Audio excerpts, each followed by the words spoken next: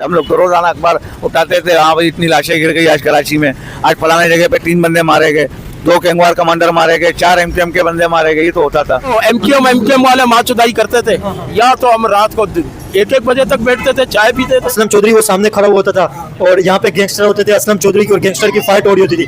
वहाँ से असलम चौधरी की टीम के बंदे फायर कर रहे होते थे, यहाँ से गैंगस्टर लाके लॉन्चर मार होते थे, फायरिंग, दस्ती बम हमले। ये लियारी टाउन का एंट्री पॉइंट है जहाँ पे रणवीर सिंह, इंडिया का एक स्पाई एजेंट, वो यहाँ पे एंटर करते हैं और रणवीर सिंह को यहाँ पे दिखाया गया कि रणवीर सिंह यहाँ पे इस जगह से एंटर करते हैं लियारी के अंदर। इसकी क्या वजह, लोग खुल के बात क्यों नहीं कर पा रहे, इसकी क्या वजह, अभी तक भी खौफ है? आप लियारी की बात कर रहे हैं ना, खाली लियारी में नहीं, हर जगह पे से हालात खराब थे। हेलो गाइस, मेरा नाम असलैन खान है, आप देख रहे हैं कंपैरिजन टीवी। काफी सारे लोग कह रहे थे कि धुरंधर फिल्म के अंदर जो रियल प्लेस है, रियल जो जगह है, उस जगह के आप विजिट कराएं। तो आपको मैं ये बताता हूँ कि धुरंधर फिल्म के अंदर जो चील चौक बताई गई है, वो चील चौक के ऊपर अभी इस वक्त मैं मौजूद हूँ और ये सबसे खतरनाक तरीन चौक था लियारी का। जब हालात यहाँ पे खराब थे तो इससे ज्यादा खतरनाक इलाका और इससे ज्यादा खतरनाक जगह ये चौक आप कह लें किसी भी पूरे लियारी के अंदर नहीं थी जितनी खतरनाक जगह ये थी। चारों तरफ से यहाँ पे फायरिंग होती थी, बम धमाके होते थे, लाकर लांचर चलते थे।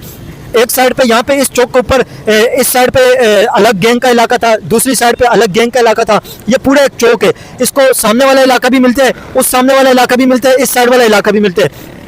4 से 5 एरिया इसको टच होते हैं, 4 एरिया टच होते हैं, 5वां जो है वो कब्रिस्तान है, वो कब्रिस्तान की जगह, लेकिन 4 जो आबादी है वो इसके साथ टच होती हैं। अलग अलग आबादी के अलग अलग डोन थे और अलग अलग डोनों ने इसको अपनी अपनी एरिया कवर कर रखा था। हर एरिया के अंदर एक सेक्टर कमांडर होता था गैंगवार के अंदर। तो ये चील चौक है, सबसे खतरनाक चौक जिसे कहा जाता था और धुरंधर फिल्म के अंदर बताया भी गया सबसे खतरनाक चौक था, ये चील चौक था। और इस गिर्द जो आबादियाँ हैं वो धुरंधर फिल्म के अंदर बताई गई है। यहाँ पे जो लोग हैं उनसे बात करेंगे, उनसे पूछेंगे कि जब यहाँ पे हालात खराब थे तो उन्होंने क्या देखा। जब गैंगवार थी, हालात खराब थे, बहुत ज्यादा बम धमाके होते थे। पहले भी हालात बहुत खराब थे, अभी भी हालात अभी सही है बहुत। अभी तो ऐसा कोई सिस्टम नहीं है यहाँ पर। धुरंधर में जो दिखाया गया है वो पहले का दिखाया गया है, अभी का नहीं है। लेकिन अभी 6-7 साल पहले अगर देखें तो 6-7 साल पहले हालात बड़े यहाँ पे खराब थे। यहाँ पर बैठा भी नहीं जाता था बाहर, घरों से बाहर बंदे नहीं निकलते थे। हालात पहले बहुत खराब थे। क्या बोलते थे कि लोग आते हैं कार में, जाते हैं सुबह की अखबार में। यहाँ पे हकीकत था कि लोग कार में आते थे लेकिन सुबह की अखबार में भी आते थे एक साथ ही। मतलब कार में आने का मतलब ये कि कार में यहाँ पे एंटर होते थे इलाके में, और अखबार में आने का ये मतलब है कि उनके मर्डर की खबर आ जाती थी अखबार के अंदर। इंडिया का फिल्म ने भी लिया ये चौक हम लोग का, नरेंद्र कौन सा पता नहीं फिल्म है, उसके अंदर भी आया है हम लोग का चील चौक। अगर आप 6-7 साल पहले जाएं, उस वक्त चील चौक के ऊपर काफी सारी वीडियो भी नेट के ऊपर मौजूद है कि असलम चौधरी यहाँ पे खड़े हुए। असलम चौधरी यहाँ पे आगे जब ऑपरेशन हुआ था, फिर यहाँ पे बड़ी वारदातें भी होती थी, तो वीडियो भी नेट के ऊपर मौजूद है। उस वक्त क्या हालात थे यहाँ पे? खौफ था जैसे कि हालात खराब होते हैं इलाके में, जैसे गैंगवार थी, लोग असला था, एक दूसरे को मारते थे। खौफ तो था, ये तो पूरे कराची में था। खौफ तो डर लगता था, किसी को बाहर कोई नहीं निकलता था, वही अपने घर से कोई नहीं निकलता था, या बाहर से किसी इलाके से हम लोग जाते थे कहीं पर, तो वहाँ से वापसी में आते हुए किसी रिक्शे वाले को बोलो, टैक्सी वाले को बोलो, वो भाई नहीं लियारी नहीं जाना है, ये होता था। खौफ तो हर किसी के पास था लियारी का, मगर अब माशाल्लाह बहुत बेहतर है। अभी के अंदर और पहले के अंदर क्या फर्क है आप समझते हैं? पहले जिस तरह अभी अगर चौक के ऊपर आप देखें ना, आप यहाँ पे कुर्सी के ऊपर बैठे हुए हैं, अभी हम लोग यहाँ पे बात कर रहे हैं, लोग यहाँ पे आ रहे हैं, खरीदारी कर रहे हैं, वो सामने अगर आप देखें चौक के ऊपर तो वहाँ पे लोग बैठे हुए हैं, चाय के होटल आबाद हैं, लोग आ रहे हैं, जा रहे हैं, गाड़ियाँ चल रही हैं। तो ये हालात, जब हालात खराब थे तो इस तरह होता था, फिर सन्नाटा होता था, सन्नाटा होता था, रोड पे कोई नहीं आता था। हर कोई गलियों में, जो इलाके वाले होते थे वो गलियों में होते थे, अंदर होते थे। बाहर रोड पे खौफ था, खौफ था, ये नहीं था कि खुले आम कोई बैठ सकता था। जैसे हम लोग जैसे अभी कुर्सी लगा के बैठे हैं, उस वक्त इस तरह नहीं करते थे, डर के मारे। हर कोई घर में होते थे, या तो बाहर अगर निकलते थे कुछ टाइम के लिए, बस आधा घंटा पौना घंटा, वापस घर में। खौफ होता था। हाँ, ये है कि अचानक कुछ हो जाए, फायरिंग हो जाए, कुछ हो जाए, हालात ऐसे थे ना। अच्छा, ये चौक इस वजह से देखे ना एक अहमियत का हामिल है। ये इलाका अलग इस चौक के साथ लगता है, वो सामने वाला एरिया भी लगता है, ये वाला एरिया भी लगता है, मतलब इसको चारों तरफ से एरिया लगते हैं। और एक साइड पे इसका कब्रिस्तान है, वो सामने पीछे की तरफ है ना कब्रिस्तान, वो कब्रिस्तान जी मुख्तलिफ इलाके, तो 4 इलाके, ये कालाकोट, नावा लेन और इस साइड गार्डन का इलाका। तो ये चारों एरिया इसके साथ लगते थे। तो चारों एरिया का कहा जाता है कि अलग अलग गैंगें कंट्रोल करती थी।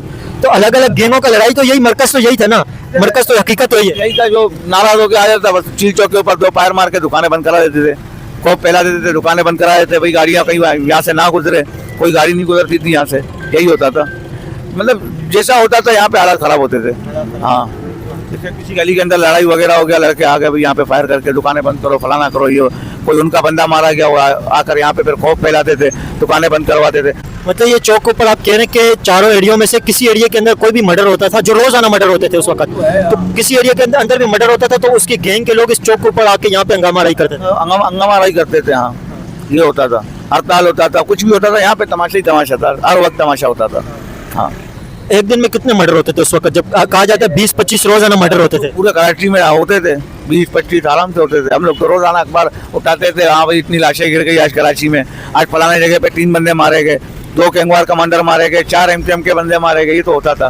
उस तरफ जाना वो एमकेएम वाले मार चुदाई करते थे, या तो हम रात को 1-1 बजे तक बैठते थे, चाय पीते थे, ऐसे ही बदनाम किया ना गाड़ पीछे तबला बजाने के लिए, बस छोड़ो उसको।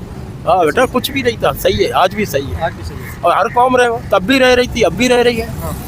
तुम्हें अभी आते हुए किसी ने तंग किया, कोई ऐसा अल्फाज बोला, तो बस ना यार, आप लोग तो माशाल्लाह मीडिया वाले हो, पढ़े लिखे। अभी हालात मतलब ठीक हो गए, बिल्कुल यहाँ पे अमन है। देखें यहाँ पे हम लोग जब अभी देख रहे हैं तो सब दुकानें भी खुली हुई हैं, लोग आ जा भी रहे हैं, 500 भी चल रहा है। तब भी हम यहाँ रात को 12 बजे तक बैठते थे, अब मैं कसम खा लूँ क्या? नहीं आप सही तो मैं वही कह रहा हूँ ना, वो तब वो एमकेएम थे ना, वो पूरा कराची को यरगमाल करके घूम रहे थे, अल्लाह ने पकड़ा अपने हबीब के सरसद के जलील ख्वार हो।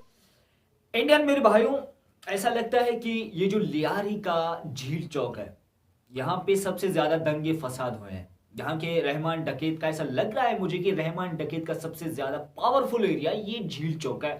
जिस तरीके से लियारी के लोगों को बातों को सुनकर आपको ऐसा फील आता है कि भाई साहब वो जो आपने मूवी देखी होगी सनी की, वो सनी और और मतलब एक अच्छा मूवी था जहाँ पे उनकी दुकानें बंद की जाते थे, ऐसा फील हो रहा था कि भाई साहब फुल यहाँ पे भी मूवी से भी बदतर सीन होता था, मूवी से भी बदतर सीन।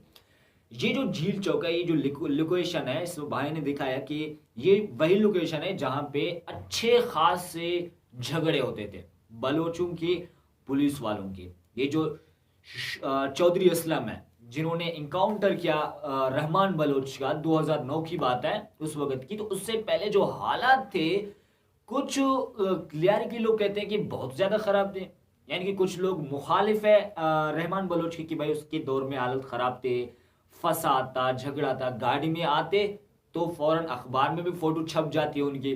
तो कुछ लोग कहते हैं, ये शायद मेरे ख्याल से उनके मुखालिफ है या उनसे वाकिफ तो नहीं थे, लेकिन कुछ लोग कहते हैं कि यार हमारा मुहाफिज था, हमारा मसीहा था रहमान बलोच। तो मतलब समझ में नहीं आ रहा कि मूवी में जो दिखाया गया है वो अलग सीन है। लियारी के लोग कह रहे हैं कि यार रहमान बलोच हमारा मसीहा था, तो कुछ लोग कह रहे हैं कि यार रहमान एक डकैत था, बहुत बड़ा डकैत था। और पाकिस्तानी की गलतफहमी सुन लेना, मतलब पाकिस्तानी कहते हैं कि इसे रहमान बलोच का हो, रहमान डकैत क्यों कहते हो? तो भाई साहब वो जॉब करता था क्या? उनका जॉब लगा हुआ था क्या लियारी में? तो वो गैंगस्टर था। तो यार पूरी का पूरा जो इस वक्त स्टोरी है वो खिचड़ी की तरह पकी हुई है। फिल्म में कुछ और है, लियारी के लोग कुछ और बोल रहे हैं। अगर और किसी और से बात करोगे लियारी की तो वो कुछ और बोल रहा है। तो 3-4 हिस्सों में बटा हुआ है लियारी, रहमान डकैत, रहमान बलोच। समझ में नहीं आ रहा। वैसे बलूचिस्तान में तो मेरे ख्याल से उतना ज्यादा फेमस तो नहीं था जिस तरीके से कहा जा रहा है कि बलूचिस्तान का बहुत बड़ा फेमस गैंगस्टर था, ये था वो था। मुझे ऐसा लगता है कि ये सिर्फ और सिर्फ लियारी में ही, लियारी में बलोचों का कब्जा है। ये बात सच है, लियारी में बलोच जो है वो कब्जा कर चुके हैं। अभी तक खौफ है बलोचों का। तो उस वक्त की जो एरिया है, ये जो लोकेशन दिखाया गया, तो इससे यही साफ जाहिर है कि यहाँ पे बहुत बड़ा दंगा था, बहुत बड़ा झगड़ा तो यही पर था। बाकी इंडियन मेरे भाइयों, आपका क्या ख्याल है आप मुझे कमेंट में बताएं। मैं इकराम बलोच बलूचिस्तान से। तो ये जो धुरंधर मूवी है ये फेमस है, 800 करोड़ से ज्यादा कमाने वाला, पाकिस्तान में भी पसंद किया जा रहा है। अजीब व गरीब है, पाकिस्तानी भी खुद के खिलाफ मूवी पसंद कर रहे हैं।